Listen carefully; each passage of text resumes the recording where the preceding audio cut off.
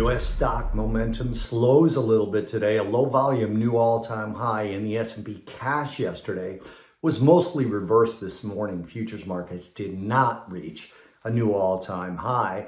As I speak to you right now, we've got the Russell down 0.78%, the Dow down almost 0.4%, the S&P about 0.2%, and the Nasdaq down a little bit more than 0.1%. Yields are again up a little bit, but the volatility of these yields is stable, so they're moving very slowly, not really affecting prices of other assets. UK CPI and PPI were both a little stronger than expected, and housing starts and building permits in the US were mixed. Permits were stronger than expected, and starts are weaker than expected. Commodities today, pretty stable. Gold is up again, but only about 0.1%.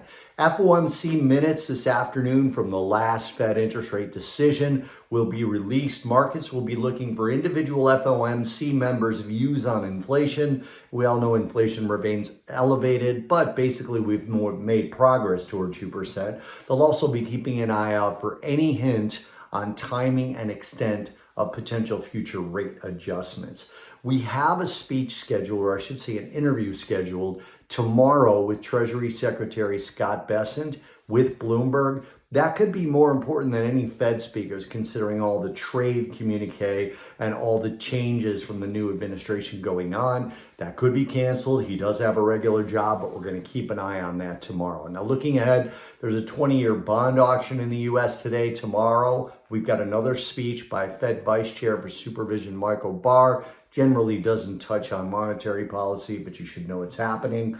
Earnings today after the closing bell, 61 companies with over $1 billion in market cap reporting, including Carvana, Texas Pacific, Toast Incorporated, Exact Sciences, and Reliance Steel. Tomorrow before the open, another 64 companies reporting with $1 billion or more in market cap. The big one being Walmart, but we also have Alibaba out of China, NetEase, Cheniere Energy, and Synovus Energy. Data tonight, I mentioned those FOMC minutes, then we get Aussie employment data later, and a People's Bank of China rate decision. Could be more stimulus added to that. Data tomorrow, German PPI, Canadian new house price data, and in the US, Philly Fed Manufacturing Index, and the weekly jobless claims.